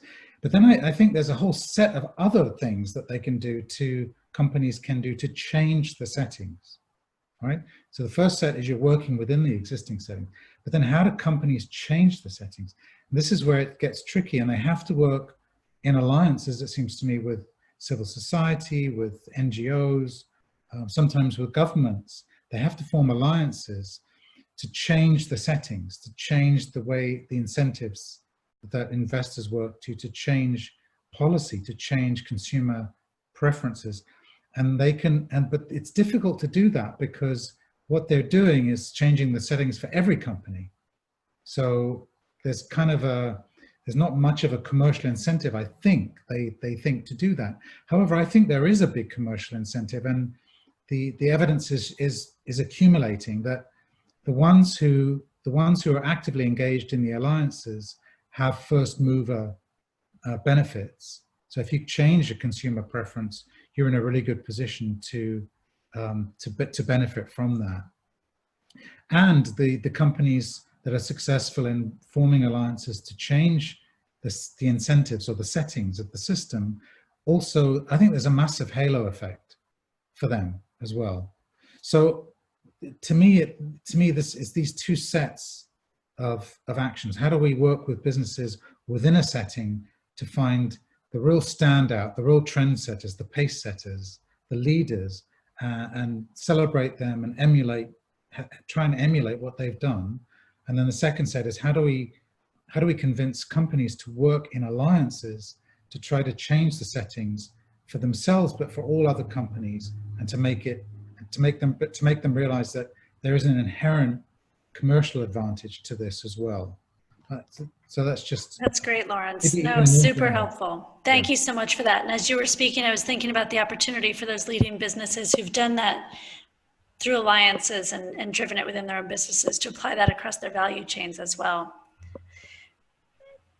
Dan, over to you to carry us through on the final points here. Well, thanks, Diane. I'm happy to go last, I think, and benefit from the three colleagues, all of whom I think made excellent points. Just a couple of things. I think that all three presentations hang together really well. I think both.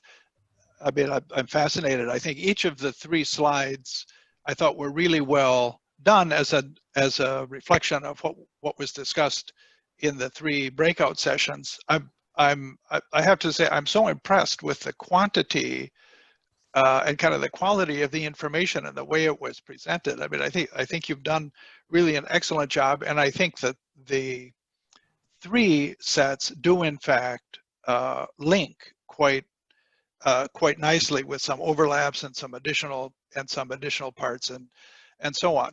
I think the question on business as a leading voice, I think, is a critical one.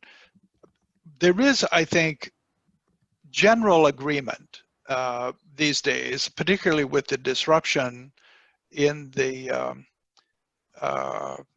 food system because of COVID-19, that the existing food system isn't really very satisfactory for everybody. I mean, sort of how bad it is of course, there's a lot of disagreement on that, but I think there's a general sentiment that the existing system is not really satisfactory in terms of risk and reward, in terms of impact on the planet, impact on diets, impact on employment and other things. So I think there is a real opportunity there, together with this, of course, completely unexpected disruption or disruptions that we've seen with coronavirus implications, that we will see a lot of new things coming out. And the system that we have comes out of, we are where we are because of previous policies and because of consumer choices. And somehow in this discussion around food systems that has been growing for several years, for the reasons, in fact, evidence in a lot of those, the papers that were cited and other things, and the disruption, I think that we will be re-examining the policies that got us here or that could change that, and the consumer choices and what goes into that. And I think that leads to, or will lead, is leading already to a lot of new investment opportunities, a lot of new thinking, new business models on how you're going to connect producers and consumers. And I think that where we're going to see a lot of the action is, in fact, one way or the other out of the business community. So following kind of what the others have said, and looking at who's most creative, what's working, what's coming up, together with how you would educate consumers, how we pay attention to policies that will move us in that direction. All those elements, I think, really are in those slides. And I think it's a really interesting base for discussion. So thank you.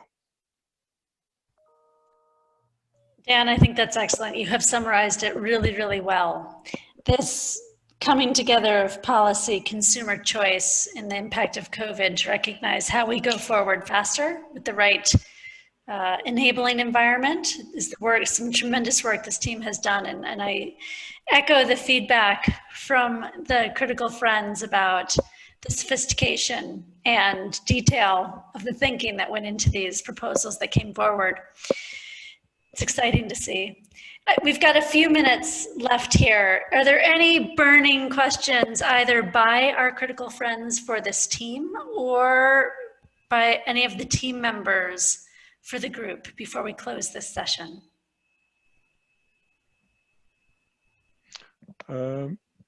Maybe from my side, I just wondered if I could add one thought to what I said previously.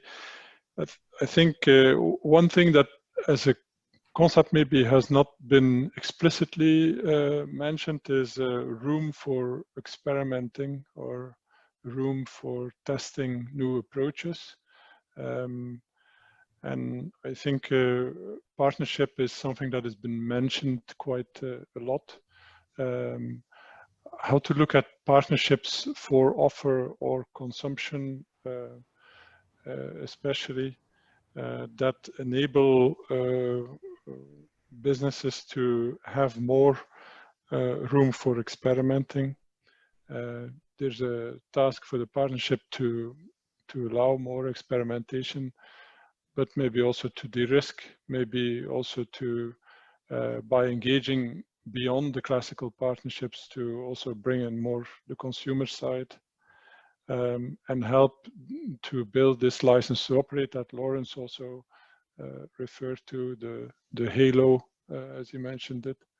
So maybe that's something also that could be, that came to mind anyway. Thanks so much, Wim. I think that's a really important build on this concept of how to use partners and partnerships to de-risk and test in, I wouldn't call it safe spaces, but perhaps less critically important spaces, certainly on critical issues, however. That was good. Yes, Dan, please. Just two quick things. One aspect that I think didn't come up very much that I think I would highlight in this is food loss and waste as one of the opportunities to really look at a lot of these issues without taking on the whole system. And it was mentioned on a couple of slides, but I think that's a really interesting one where where policy, investment, private sector, public sector, civil society, stakeholders, everybody can kind of get together on, and I think it's a win-win one that I think should be highlighted. And then my question, and if I just to, which you're probably going to say anyway, but to kind of what comes next. I think if I understand correctly, you're going to do another session from the producer perspective, but I would like to hear a bit more about that. Absolutely, Dan. We will definitely have that point, Clay. I will turn it to you in just a moment to summarize what those next steps look like. I just want to give one more opportunity for any other final key points or burning questions.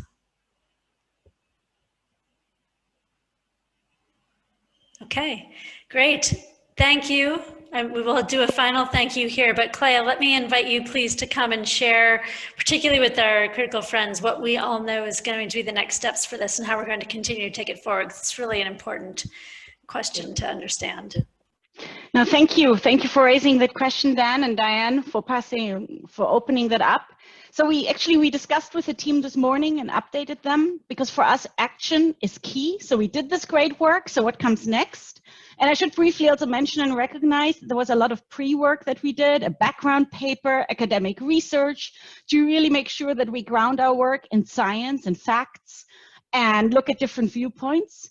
As a next step, we're going to be sharing a 2-page outcome paper, a rapid outcome paper on Monday evening. And the team will review this, provide input and feedback, but this will be kind of a fast document that we can publish and share with the key outcomes and findings. And then we are going to be working on the first part of the final chapter that the WBCSD will be publishing on the Food and Agriculture Roadmap. And that is going to be focused on policy, the final chapter, and in particular the consumption framework. We are going to be publishing that first part in November. That is the next step there. And early next year, January, February, we'll be convening the second Science to Policy dialogue, which will be looking at the production perspective. And we're going to be doing the same process, most likely having the actual 3 half days virtual, we will see, meetings in March. That's approximately my assumption. And yes, Tamara is so kind as to share the screen that we had presented this morning. So that provides the whole overview. And then we should have our complete policy chapter ready next summer to ultimately also help us prepare for the UN Food System Summit that will be happening next fall. So this is just a brief summary of our thinking, how it integrates into WBCSD's work and showcasing business leadership, and how it will enable food systems transformation that we're ultimately all working on together with civil society, with academia. Clea, thanks for highlighting that. And Dan, Jamie, Lawrence, and Vim, hopefully that gives you some insight to what your hugely valuable feedback gave here today, how it will carry through. And as Clea said, it's about action. Yes, we publish the report so that it can be memorialized and socialized, but what we then do with that information is the critical piece. And then how we'll continue to take this forward. So again, huge thanks for taking the time to be with us today. This was really excellent. And I'd like to give just a huge round of kudos and thanks to all the team who's worked so hard to put these together. They were incredibly robust, well thought out, and really insightful. So huge thanks. Amanda, I'll turn it back over to you. Thank you very much, Dan. Thank you as well so much for chairing this. And again, I just echo, thank you so much for the team's work, but also the critical friends who have joined us and really played your roles absolutely to the part perfectly and really helped point us in the right direction. You're very welcome to stay with us, but we are going to move into, at this point, our sort of concluding last 30 minutes of the day. I'm having a few internet connections myself, so if I drop out, then I'm going to hope that Claire, Emeline, and Anna will just pick this up seamlessly. It's just a word of warning. First time in 3 days my internet is playing up. So as we move into the last session, and again, as we try and do between each of the sessions, really worthwhile just breathing, taking a real breath, again, feet on the floor, because what we want to do collectively now, we've done a lot, we've had the pictures, we've done a lot of listening, collective listening. There's been incredibly thoughtful chat exchange happening as well, and that is definitely part of the content that we're taking back and taking in with us. But at this point, we just want to move into, to really get your thoughts into a Menti. We haven't done a Menti yet today. So it's just like, shift of thoughts. We've got 3 questions. They are open questions. It makes the Menti a bit different.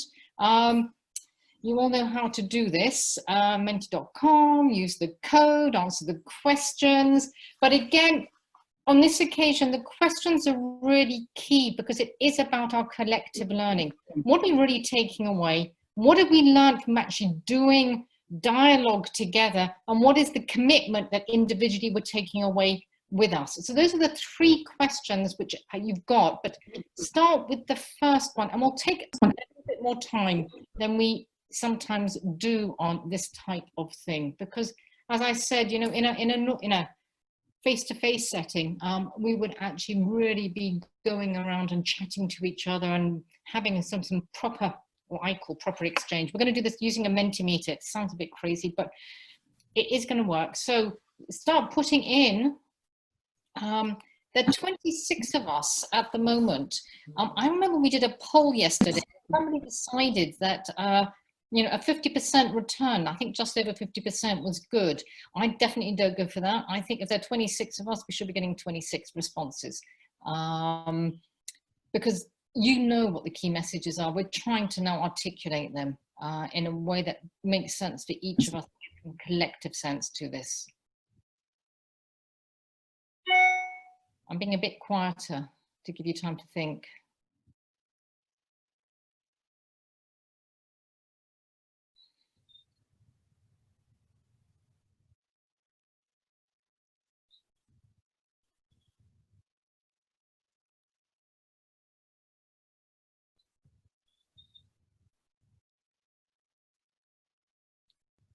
And just for those who haven't seen it, we gave space, if I remember rightly, for up to three, you don't have to do all three, up to 3 messages. Again, because we didn't want to restrict you, but go for it.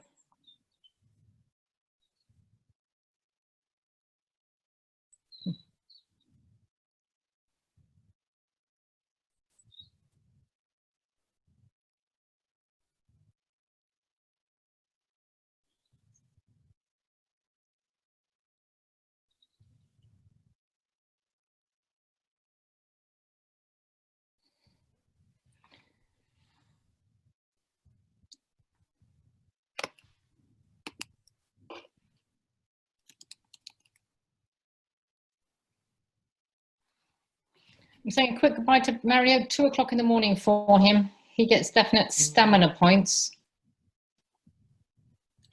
Wow, they're coming in thick and fast.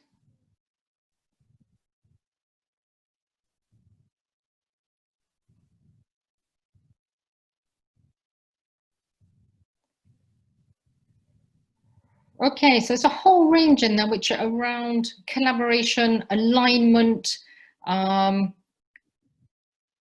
getting started, the timing that's key, seizing the opportunities. There's a whole lot about how we do this and who we do this with. There's some around really what this needs to look like, breaking down the silos.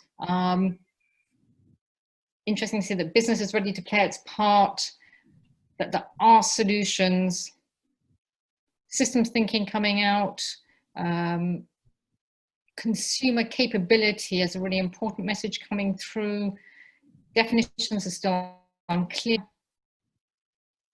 Shout out if I'm missing something that you think I have not captured. I'm interested a lot that this, you know, there is a lot around the 360-degree policy check, you know, running into the systems view, the breaking down those silos, the link to health and sustainability. That's interesting. Okay. The last minute as you start putting things in. I don't want to cut you out.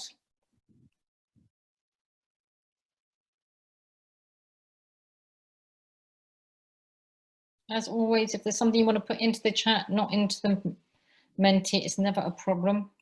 Always other options. Okay, Tamara, let's go into the second question. Where we're capturing all of these. Again, you'll see these in the slides in our participants pack, so they're always being captured. What lessons can we learn here on conducting effective dialogue? And dialogues come out a lot as a really important part of the policy process itself. And I mean, you know, not surprising that somebody like me is going to say that. I was really pleased to see Patrick Caron, let's not forget that he was our first critical friend on Tuesday, at the end of Tuesday, who really pointed us in the need to see dialogue as one of those important, he sees, policy asks in and of their own right. So we've gone through, it's not finished yet, but we started, as I keep on saying, we started our first gathering on the 3rd of July. We've been going through an intense trust-building dialogue process. What can we learn? Not necessarily just the good, can be the bad. And again, this is about policy dialogue for food systems transformation, which accelerates business action. I keep on coming back to that. Not just any old dialogue, not just any old policy.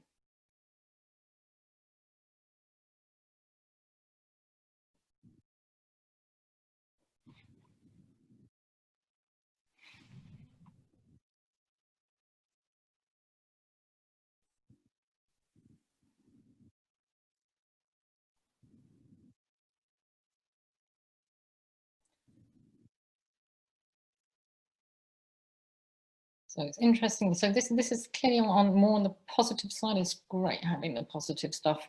You know, the willingness to engage face-to-face is critical. Yes, we don't get it all done in the virtual, but a lot can be done virtually. It's interesting seeing both of those on the same on the same slide. Trust is right there in the middle. I think Emmeline talked very clearly to trust right at the beginning and mentioned how the Edelman Trust Barometer has been coming out with some really interesting analysis of trust and business as we've gone through COVID. as well. And where, you know, we turn to business to play its role, but also where we turn to, as employees, we turn to business as trustworthy employers as an employee. I think that's really fascinating, the March barometer that came out. Different diverse perspectives, open minds, inspiration. It definitely takes time. Yeah, you've all extraordinarily put in a lot of time, because it takes a real lot of time and effort. Dialogue doesn't just happen as a one-off quick conversation.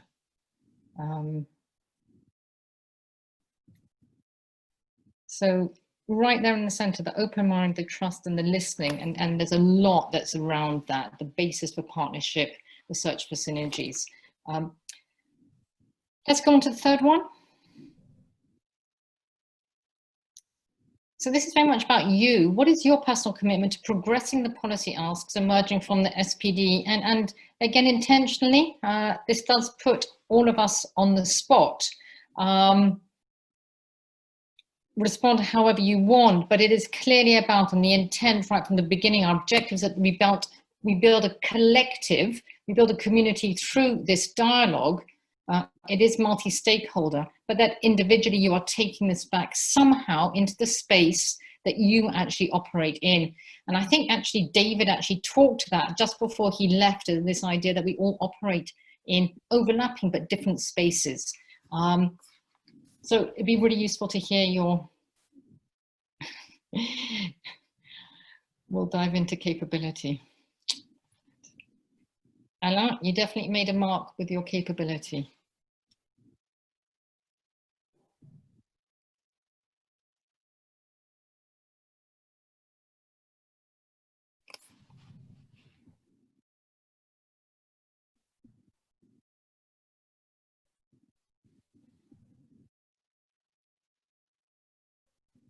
So I think there's a really interesting one. We'll take action forward. There's a lot around action in here in terms of leading, taking it forward, keeping learning, bringing inspiration to the company.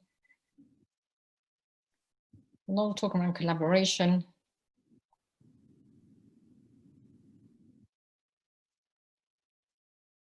Advocate circularity, socialize internally, work smarter. There's a whole range coming out here. I'm not going to, there's still a little bit, you know, another 30 seconds if you want to keep on adding. It's a great response. WSD colleagues, I hope you're also feeling that you can actually put things in here as well.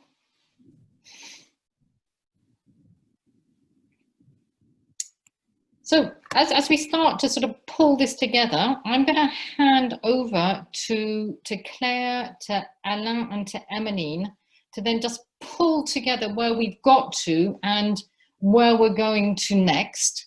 And then we will finish for the day. As you know, this is an SPD. It means it never really ends. So it's going to be the end of a 3 half-day workshop, but there's more to come afterwards. Claire, over to you. Thank you, Amanda. And I should say that I was working on these slides this morning with Suzanne. So, and by the way, huge recognition to Suzanne. All of this wouldn't have been possible if she wouldn't be there. So just wanted to call her out. But just we were working there and I was like, okay, how do I write final messages when I don't even know how the sessions went? But this is kind of what I was envisioning, and I can speak a bit more to it. Really, it's been an incredible 3-day process with very open dialogue and engaged group of diverse stakeholders. I do think we've managed to approach a vast, complex topics. I mean, how do you start this? And you could see from our presentations the quantity of information that was on there, and this was already drilled down. So I think we came up with quite a few compelling and actionable asks. It's a journey. We haven't reached our destination yet, and we're looking forward to continue this work on Vision 2030, the SDGs, the Paris Climate Agreement.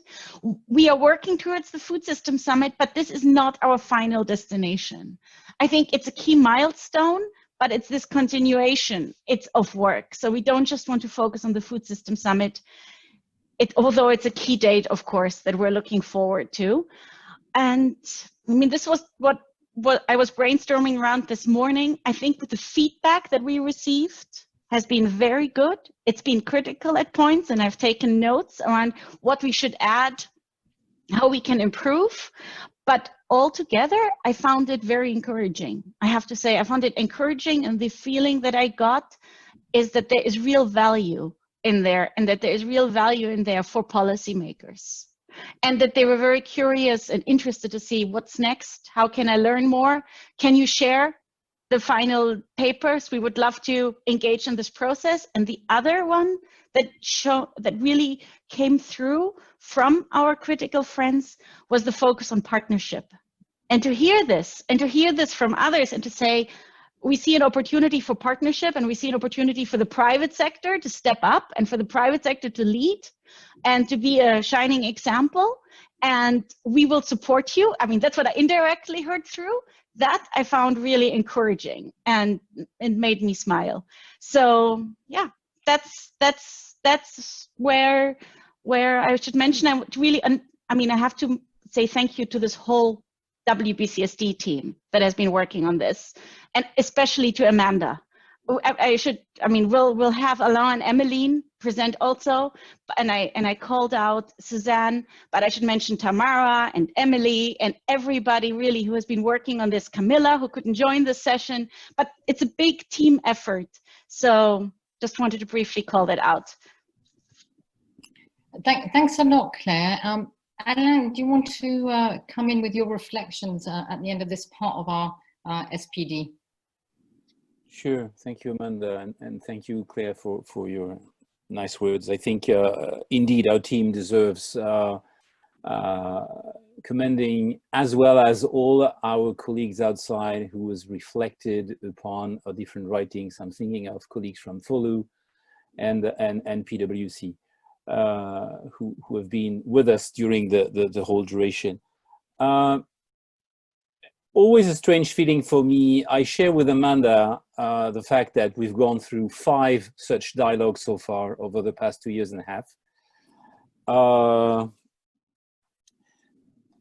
And so it's, as you said, Claire, it's a journey, and actually the last evening of such dialogues is when things start. It's only the beginning of the journey. It's like we've all packed together, gathered this time virtually on the train platform, and the journey begins towards change and transformation. And this is really my lesson from the previous dialogues that we had. It's a combination of huge satisfaction, learning, meeting new people, new insights, new ideas that will nourish our work in the coming days and months.